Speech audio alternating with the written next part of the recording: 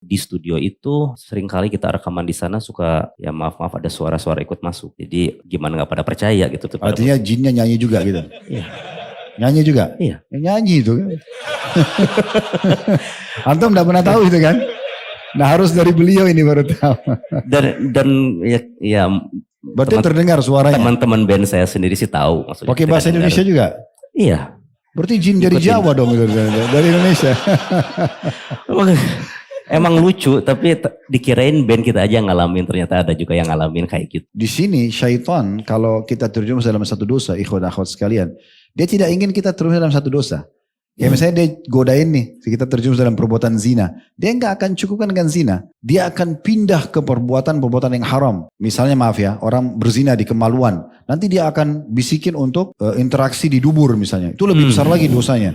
Nanti coba lawan jenis, sesama jenis. Itu pindah ke dosa yang lebih besar lagi, homo atau lesbian.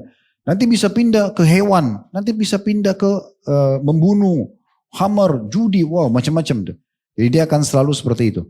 Nah di sini dia udah tahu nih lingkungan musik ini mungkin supaya orang-orang yang sudah terpengaruh tidak perlu lagi untuk digoda karena sudah masuk dalam perangkat itu kan.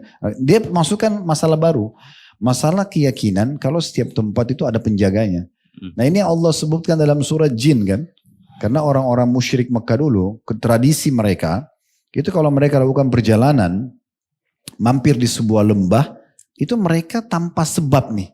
Nggak ada sebab apa-apa, nggak ada angin. Kalau tadi ada suara didengar, ini nggak ada sama sekali.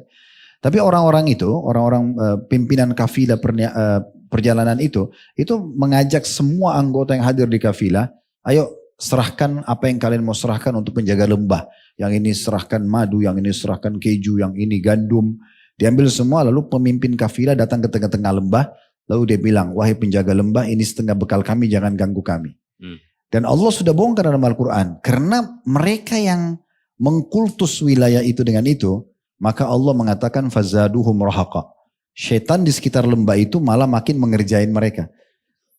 Jadi nanti itu makin jadi tuh malam Jumat. Jadi selalu dikultus.